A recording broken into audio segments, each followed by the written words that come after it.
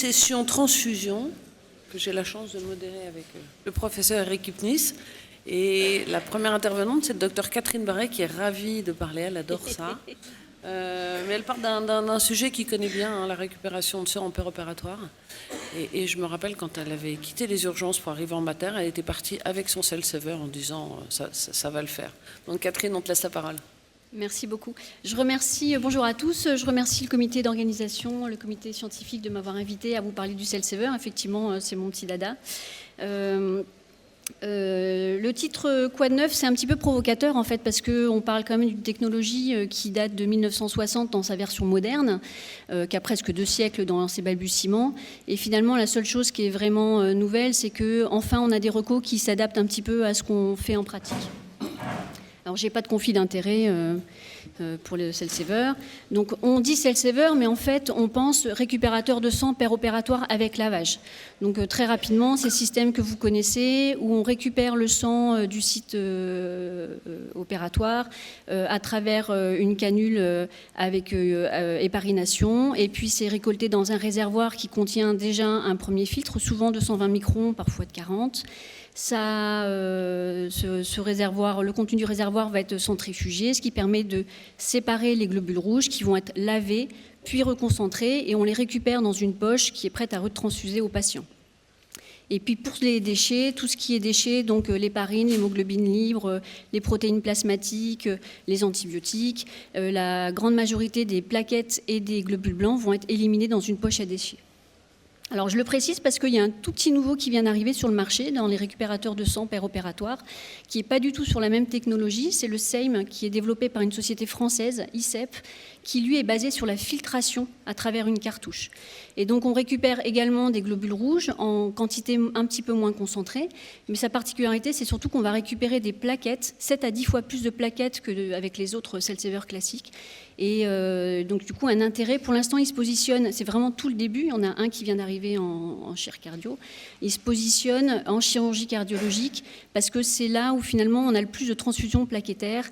Les transfusions plaquettaires en chir cardio, c'est à peu près 10% de tout leur PLS. Alors l'utilisation du cell saver s'inscrit tout naturellement dans une logique de gestion du sang, du capital sanguin, puisqu'on va récupérer le sang épanché, on va le retraiter et ça va nous permettre de diminuer notre recours à la transfusion homologue. C'est tout le sujet de la gestion du capital sanguin.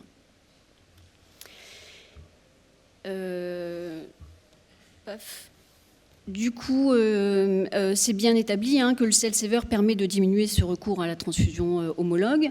Dans les chirurgies cardiaques, chirurgie vasculaire, chirurgie orthopédique, c'est très très clair. Également en chirurgie neurologique, en chirurgie rachidienne, en transplantation.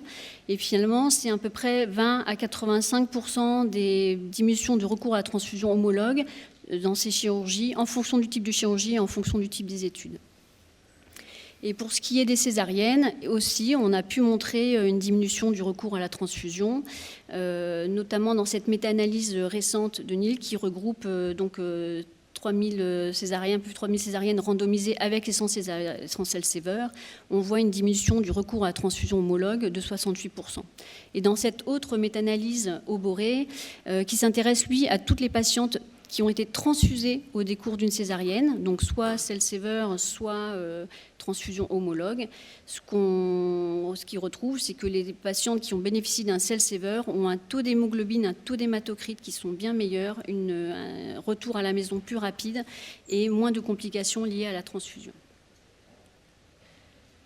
Alors moi, je fais partie de la génération qui a été vécue avec le dogme pas de cell saver en obstétrique. Ça, c'est les plus anciens d'entre nous. C'était vraiment interdit, forbidden, péché de mettre un cell saver en obstétrique. On allait tuer des dames. Et c'est un dogme. Et les dogmes, c'est compliqué. Les dogmes, ça a la vie dure. Et c'est pour ça que l'utilisation, l'implantation des cell savers en maternité, elle a été longue, elle a été lente, elle a été prudente. Et enfin, on arrive à une généralisation dans la plupart de nos maternités, mais encore, il y a encore pas mal de travail. Alors, on avait très peur de l'embolie amniotique, d'autant plus que la physiopathologie de l'embolie amniotique, elle n'est toujours pas très bien connue. On ne sait pas exactement ce qui se passe. Ce qu'on sait, c'est qu'on n'est pas sur un mécanisme embolique, mais qu'on est plutôt sur un phénomène anaphylactoïde. Et même si on sait que ça nécessite qu'il y ait passage de liquide amniotique dans la circulation maternelle, eh ben, ça ne suffit pas. Et d'ailleurs, on n'est pas capable encore actuellement de produire un modèle expérimental d'embolie amniotique. On a beau injecter toute la quantité qu'on veut de liquide amniotique dans la circulation sanguine, il ne se passe rien. Et puis ce qui est plutôt rassurant, et c'est des données anciennes, 1985, donc là vous êtes très nombreux à avoir été pas nés à l'époque, moi j'étais encore une gamine, c'est qu'il y a passage physiologique de cellules amniotiques dans la circulation maternelle dans la période du péripartum, sans qu'il y ait aucune manifestation clinique. Et donc ça, c'est relativement rassurant. Ce qui nous a permis d'arriver à des premières études in vivo qui datent à peu près de l'âge de votre naissance pour la plupart d'entre vous. 98, c'est la première étude randomisée sur la Cell-Saver en césarienne. 68 patientes randomisées avec et sans Cell-Saver. Et on a montré d'abord qu'on ne tuait pas les dames et puis qu'on avait une diminution du recours à la transfusion homologue et puis une meilleure hémoglobine et une sortie plus précoce. Alors depuis, il y a de nombreuses études. La littérature pour le Cell-Saver, c'est une littérature qui n'est pas de très bonne qualité. C'est souvent des études qui sont observationnelles. Il y a très peu d'études, de grandes études randomisées. Et même si il n'y a pas de grandes études randomisées avec une méthodologie parfaite, eh ben, il est maintenant clairement établi que le fait d'utiliser le Cell-Saver en césarienne n'augmente pas le risque d'embolie amniotique. Et puis, on est rassuré aussi quant au risque d'immunisation fœto-maternelle, parce qu'on sait que l'hémoglobine fétale va être récupérée au même titre que l'hémoglobine maternelle. Le Cell-Saver ne fait pas la différence.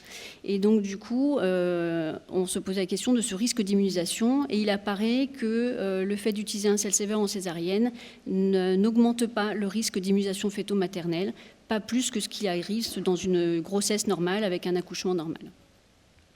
Et chez toutes les patientes qui ont un résus négatif et qui sont porteuses d'un enfant résus positif, la prévention repose sur l'injection d'anti-D à une dose suffisante. Et on va se vérifier que la dose est suffisante par la négativation du test de Kleyower.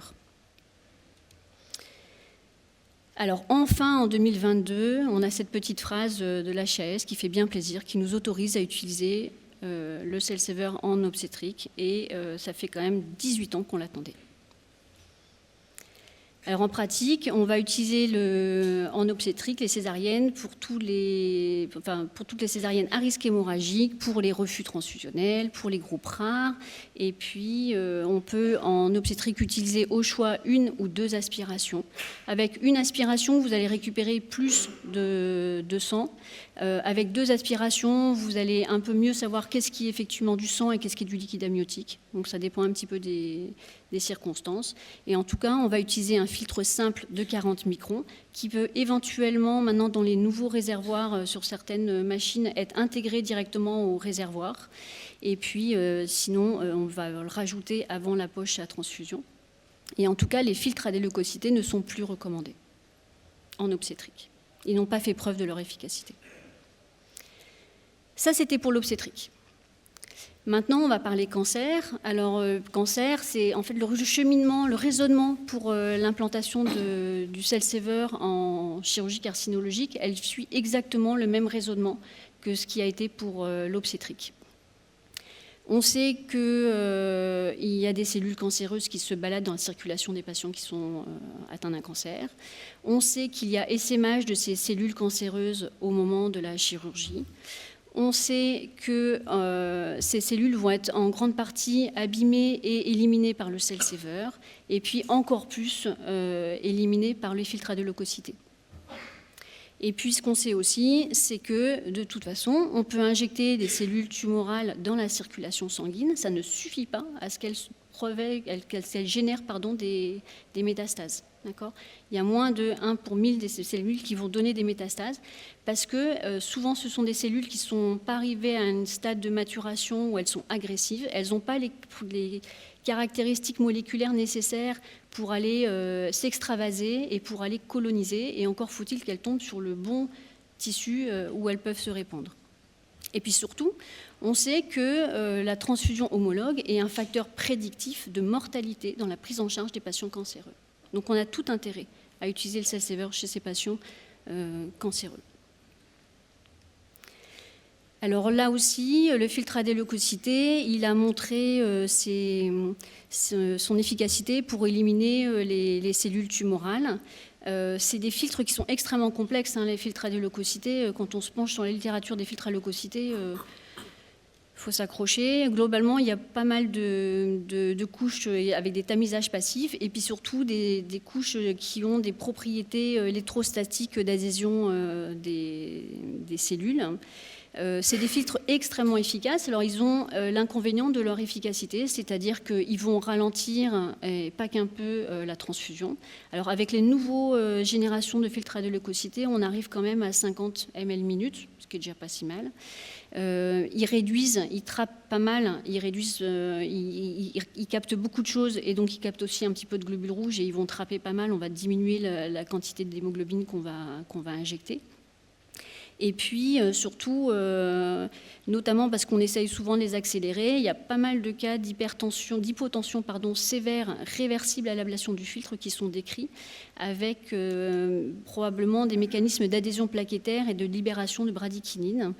Aussi, ce sont des filtres qui sont saturables. Et donc, en fonction des filtres du fabricant, il faut les changer tous les 400 ou tous les 650 ml. Et donc, ça a un certain coût.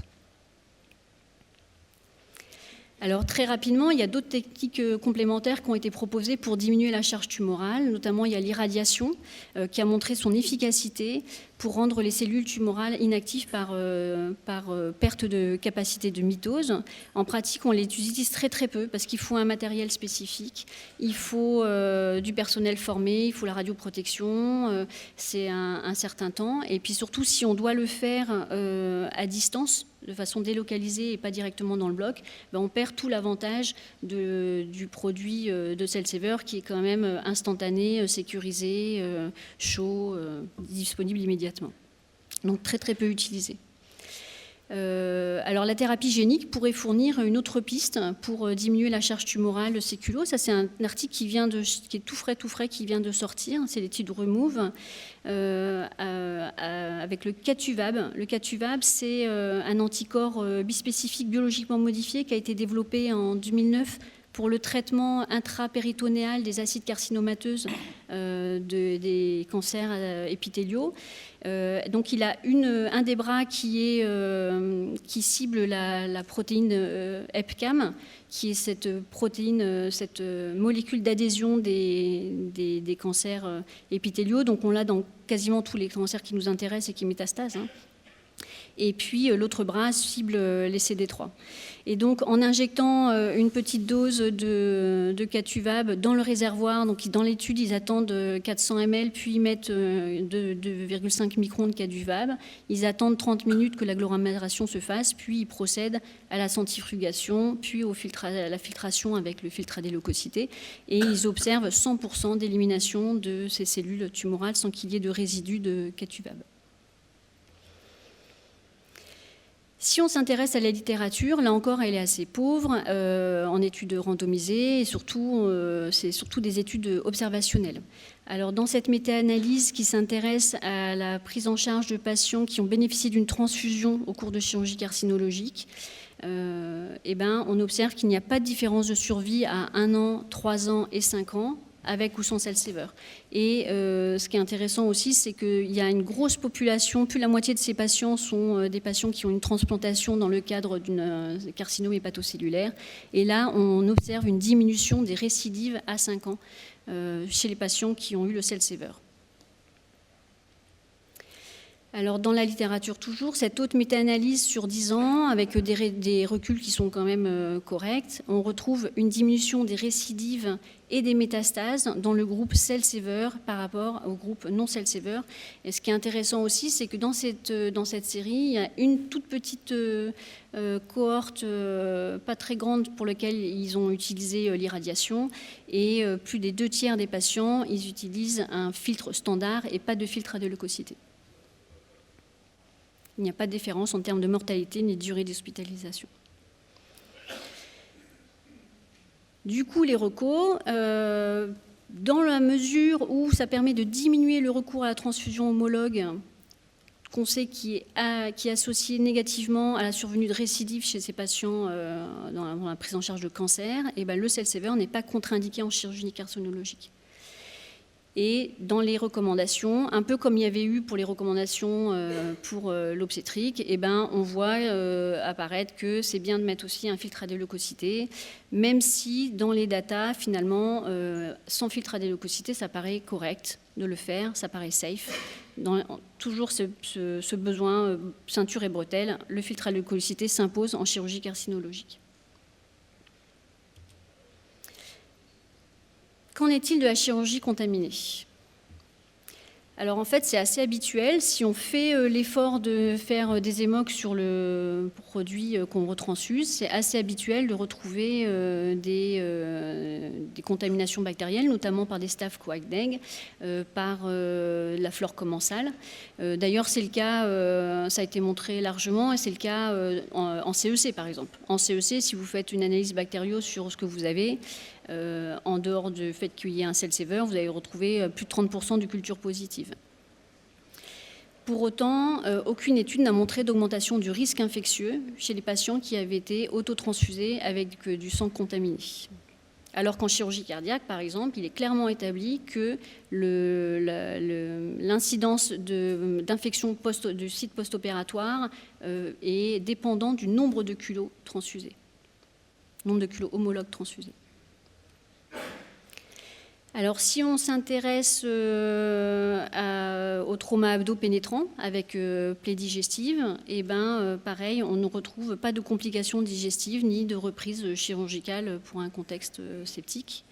Alors, un peu plus joueur, mais une toute petite cohorte. Sur la chirurgie septique, franchement septique de PTH et PTG infectés, eh ben, là non plus, il n'y a pas de complications septiques. Souvent, ce qu'on retrouve, c'est des petites bactériémies transitoires à H1, et puis ça s'arrête là.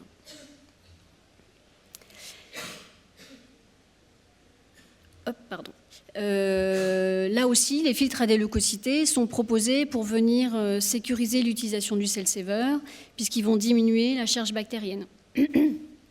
Ça a été montré par Waters en 2003, c'est assez ancien, mais c'est une étude d'ensemencement par des bactéries, des lots fixes de bactéries, de culots de banque périmés. Il a montré que le cell-saver avec filtre radioleucocité permettait d'éliminer plus de 99% des colis, 99,6% des pios, 100% des staph dorés et 97,6% des Bacteroides pharyngis, ce qui est quand même assez honnête. Pour minimiser encore la charge bactérienne, eh ben, on va utiliser des programmes de lavage étendu ou des doubles lavages avec le cell-saver.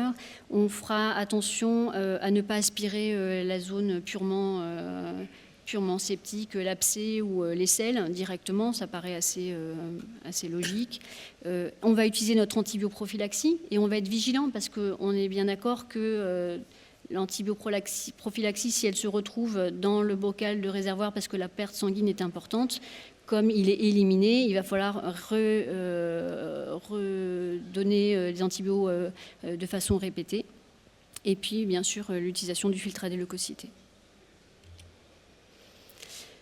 Alors, logiquement, dans les recours récentes, eh ben, le cell-saver n'est pas contre-indiqué en cas d'infection. J'y mettrai un tout petit remarque par rapport, on n'est pas tout à fait dans le même bénéfice que ce qu'on est pour les patients cancéreux, parce qu'on sait que les patients cancéreux, il ne faut pas les transfuser, mais par contre, là, c'est intéressant si on évite la transfusion homologue en fait. S'il y a pas on ne va pas retransfuser alors qu'on n'a pas du tout l'intention de transfuser ce patient. D'accord. Du coup, le cell saver, il va être indiqué pour toute intervention à risque hémorragique, pour tous les patients en impasse transfusionnelle, que ce soit parce que c'est des groupes rares, parce que ce soit des polyimmunisations et on n'a pas anticipé le fait qu'il y ait des rails positifs, et puis pour les refus de transfusion, que ce soit les témoins de Jéhovah ou autres refus de transfusion, c'est intéressant de l'utiliser. Alors, est-ce qu'il reste des contre-indications au cell saver finalement ? Donc on a dit l'obstétrique, c'en est pas une, le cancer, c'en est pas une, l'infection bénéfice-risque, mais probablement c'en est pas une quand on a besoin de transfuser. Est-ce que vous voyez d'autres contre-indications ?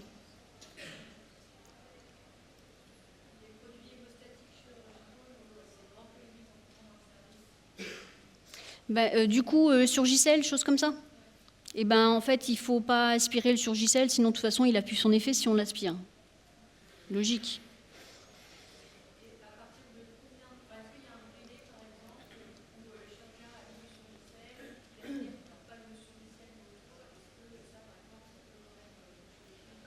Et si ça devait boucher, on déboucherait.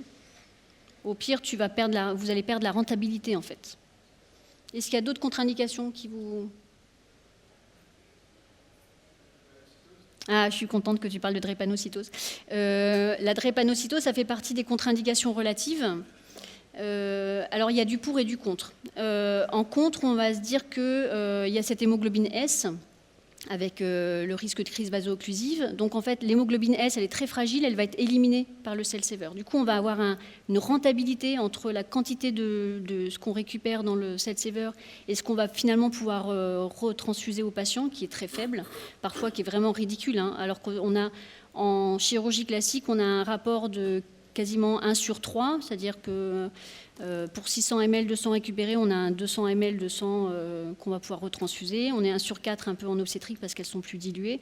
Et là, on peut être facilement à quasiment 1/10, 1/5 ou 1/10, vraiment des volumes très très faibles. Après, il y a une autre chose qui peut être contre, c'est que chez ces patients qui sont à risque de crise vaso-occlusive, on peut parfois avoir plutôt un intérêt à les diluer avec de l'hémoglobine de culot homologue en fait, pour apporter plein d'hémoglobine A pour les diluer. Donc tout est affaire de bénéfice-risque parce qu'en même temps, ce sont des populations qui sont souvent polyimmunisées avec des rails positifs. Et là, on a tout intérêt à utiliser le cell saver. Peut-être utiliser les deux en fait. Autre chose qui vous... La TIH ? Ah, la TIH. Je pense qu'on m'a posé 2 fois la question en 15 ans notamment c'est les labos cell saver qui posent la question. Ça nous est arrivé d'utiliser de l'orgarant pour diluer plutôt que de l'héparine. Mais du coup, ça peut être une contre-indication effectivement. On change juste le truc. Une des questions classiques aussi, vous ne l'avez pas évoqué, c'est le FEO. Qu'on voit classiquement dans les contre-indications au cell saver. Alors en fait, le cell saver ne va pas éliminer les cellules les catécholamines. Donc elles vont se retrouver dans le culot, mais elles étaient déjà dans le patient en fait. On est d'accord, on ne va pas lui en créer, c'est pas comme si on lui apportait des catécholamines étrangères. Donc probablement ce n'est pas une vraie contre-indication, il faut juste être vigilant sur le débit de transfusion, pas aller flasher, mais plutôt quelque chose d'assez lent, on va éviter la pompe, merci Vincent, et puis être vigilant sur la tension. Je pense qu'on a fait à peu près le cours des contre-indications. Alors, la voix basse, du coup, je reviens un peu en obstétrique. Sur cette étude in vitro, sur 50 patientes qui ont été bénéficiées d'un cell saver pour des HPP, pour des hémorragies du postpartum, donc accouchement voix basse, sur lesquelles il n'y a pas eu de retransfusion. Ce qu'on voit, c'est qu'il y a une quantité de bactéries finalement qui se retrouvent après lavage et après filtration de façon quasiment similaire à la quantité qui existe au cours d'une césarienne avec cell saver. Et donc, si on retransfuse, si on réinjecte ces bactéries dans la circulation, elles vont se diluer dans la circulation maternelle et on va avoir une concentration qui va être inférieure à 1 unité formant colonie par ml, ce qui est un taux très très bas et qui est complètement trop bas, trop faible pour créer une infection. Alors, in vivo, qu'est-ce qui se passe? In vivo, cette rétrospective sur 64 patientes qui ont bénéficié du cell saver avec retransfusion dans des HPP sur accouchement voix basse, eh ben, aucun signe de sepsis maternelle ni de morbidité infectieuse n'a été retrouvé, ce qui nous fait dire que l'autotransfusion de champ vaginal est une technique acceptable qui est justifiée en cas d'hémorragie obstétricale massive, c'est-à-dire qu'il ne faut pas le faire pour toutes les dames, si on ne doit pas les transfuser, il n'y a pas d'intérêt de le faire. Et bien sûr, on le fait sur les dames qui ont des refus transfusionnels ou des impasses transfusionnelles. Alors, comment être plus rentable avec le cell saver? Déjà mutualiser, avoir un cell saver sur plusieurs sites, c'est tout à fait acceptable. Nous, dans chacun des des salles de césarienne, on a de façon pérenne, permanente, au mur, le manomètre et la ligne d'aspiration du cell saver. Et puis sur un pied à perf, on a de quoi faire notre recueil, c'est-à-dire qu'on a le réservoir, la ligne d'aspi chirurgicale, le litre de salé et son petit flacon d'héparine, ce qui nous permet d'être extrêmement réactif en cas d'hémorragie non anticipée. En moins d'1 minute, le cell saver est utilisable par le chirurgien pour le recueil. Et puis dans un deuxième temps, si jamais on a besoin effectivement de traiter parce que la quantité est suffisante pour traiter, on va aller chercher la machine. Et puis si elle est occupée sur plein de blocs à la fois, on va aller demander aux urgences de nous en prêter un ou en neurochir. Enfin, il y en a quand même pas mal dans pas mal de blocs. Pour être plus rentable, utiliser une seule aspiration quand c'est possible, parce que du coup on récupère plus et puis on n'a pas le coût de l'aspi, et pas de filtre à déleucocité, sauf en cas de chirurgie carcinologique et chirurgie infectée. Éviter les compresses, ça c'est quand même un grand débat. Les chirurgiens, ils ont quand même... il y a des chirurgiens dans la salle ? Non. Les chirurgiens, ils ont quand même l'habitude de travailler, en tout cas les nôtres, avec beaucoup de compresses. Et du coup, on se retrouve à avoir parfois la quasi-totalité du saignement qui se retrouve dans les compresses et pas dans le bocal du cell saver, ce qui est extrêmement agaçant. Et donc, les consignes qu'on leur donne maintenant, quand ils utilisent les compresses, parce que voilà, ils en ont besoin, c'est qu'ils ne jettent pas les compresses qui sont imbibées. On leur donne une bassine stérile, ils mettent les compresses sur leur table, on va les mouiller avec du sérum salé stérile et puis on va réaspirer le contenu qui va arriver dans le cell saver. Ça permet quand même, une fois qu'elles sont lavées, donc vous lavez comme votre petit linge, et qu'elles sont pressées, vous récupérez la totalité du saignement. Alors, les avantages du cell saver, c'est les avantages en temps, en sécurité, en qualité, parce qu'on sait que le sang autologue, il a une meilleure durée de vie et une meilleure pouvoir opsiphorique que le sang de banque. Et puis, on va économiser donc du recours à la transfusion homologue, dont on sait qu'elle a des effets néfastes. Et du coup, pour finir et puis concentrer un petit peu tout ce que je vous ai dit, pensez au cell saver dans la gestion du capital sanguin, c'est bien. Le cell saver, c'est OK en obstétrique, c'est OK sur les césariennes à risque hémorragique avec un filtre simple de 40 microns. C'est OK pour les hémorragies postpartum voix basse massive avec une antibioprophylaxie et un filtre à déleucocité. Et puis bien sûr, en obstétrique, on pense à la prévention anti-D, à la prévention de l'immunisation fœto-maternelle avec l'injection d'anti-D. Que c'est OK en chirurgie carcinologique avec un filtre à déleucocité. Et à ce moment-là, quand on doit aspirer proche du lit tumoral, c'est bien d'avoir une double aspiration. Et on n'aspire pas non plus l'acide carcinomateux, ce n'est pas une très bonne idée. Et puis c'est OK en cas de chirurgie contaminée si ça permet d'éviter de transfuser le patient avec antibiothérapie et filtre à déleucocité. Et je vous remercie de votre attention.